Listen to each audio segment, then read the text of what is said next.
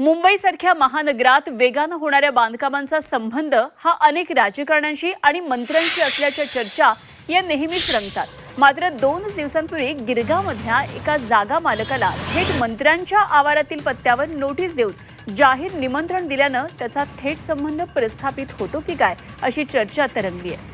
आणि त्याचं झालं असं की गिरगावच्या दुभाष लेनमधील बहुतांशी इमारती एका विकासकानं विकत घेतल्या असताना जवळपास 100 वर्ष जुन्या गोखले इमारतीचे मालक मात्र विकासकाला आढळून येत नाहीयेत।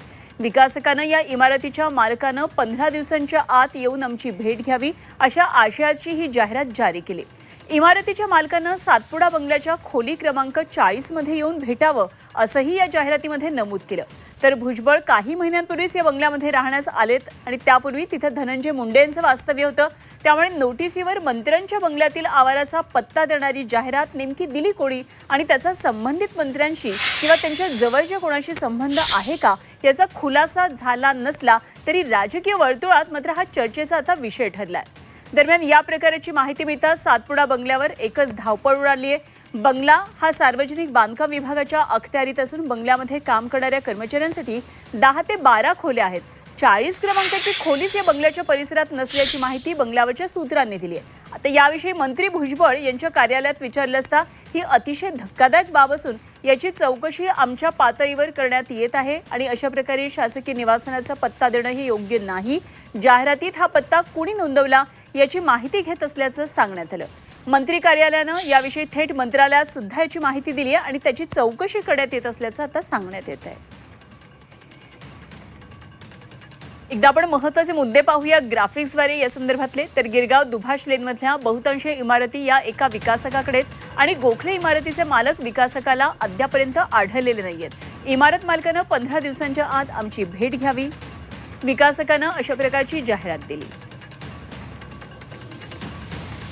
आणि सातपुडा बंगल्याच्या 40 नंबर खोलीमध्ये येऊन भेटण्याची ही जाहिरात दिली।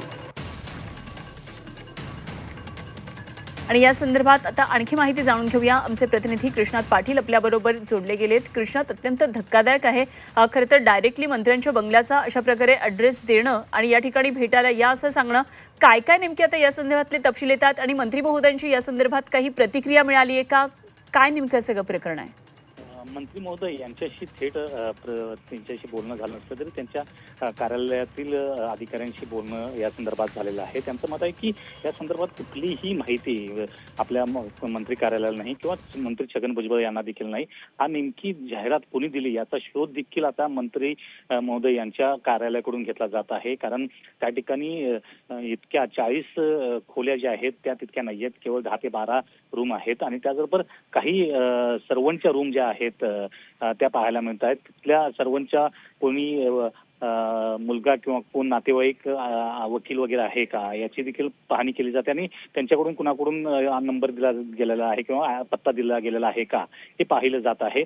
परंतु सध्या तरी या संदर्भात मंत्री महोदय कार्यालयाकडून थेटपणे प्रतिक्रिया आली नसली तरी त्यांच्याकडून संपूर्ण माहिती घेतली जात आहे आणि संबंधित कोणी जाहिरात दिली याचा शोध घेतला जात आहे आणि काही गुन्हा दाखल करण्याचा प्रयत्न देखील मंत्री महोदय कार्यालयाकडून केला जाणार असल्याची माहिती देखील येते। परंतु अशा प्रकारे एखाद्या बिल्डरशी संबंधित असलेलं एखादं प्रकरण आणि त्याला थेट मंत्री महोदयांच्या बंगल्याचा पत्ता देणं हे कितपत योग्य आहे याचा संदर्भात विचार केला जात आहे। परंतु या संदर्भातली जी जाहिरात आहे, कारण एके बिल्डर्स म्हणून आहे त्यांच्याकडून ही जाहिरात दिली गेली आहे का, नेमकी कुणातरी दबाव टाकण्यासाठी तो पत्ता टाकला गेलेला आहे का किंवा इतर कोणता हेतू आहे का या संपूर्ण प्रकरणामागे, हेच देखील सध्या तपास सुरू आहे आणि या संदर्भात थेट पोलीस तक्रार करून त्यांच्या मार्फत तपास जो आहे तो केला जाणार असल्याची माहिती आहे। ठीक, कृष्णा, जरूर या सगळ्या घडामोडींवर लक्ष ठेवून राहा। काय नेमका मंत्री महोदयांचं यावरचं मत आहे हेही जाणून घेणं तितकंच महत्त्वाचं ठरणार आहे। तुर्तास धन्यवाद दिलेल्या सगळ्या सविस्तर माहितीसाठी।